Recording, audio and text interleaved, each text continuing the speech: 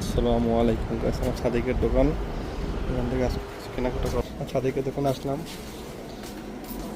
এই যে এখানে বাংলাদেশি অনেক কিছু পাওয়া যায়। প্রাণ পটেটো চিপস, এগুলো সবগুলো আগুন জ্বলে। এই যে ওমানের চিপস, এই যে দামি দামি তেল, তেলে ভাজা, এগুলো তেলে, এগুলো সব তেল, এগুলো তো আগুনে জ্বলবে ভাই।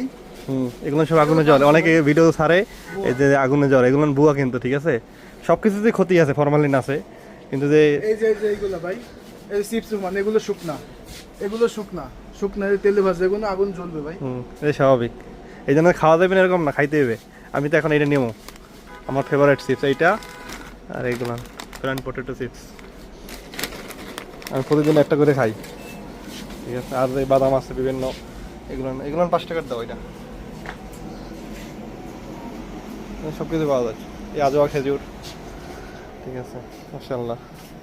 এই বাংলাদেশি প্রাণ পাইনাপেল, অরেঞ্জ, এই অনেক এখানে যা আছে বাংলাদেশে অনেক কিছু এগুলো নাই, ঠিক আছে?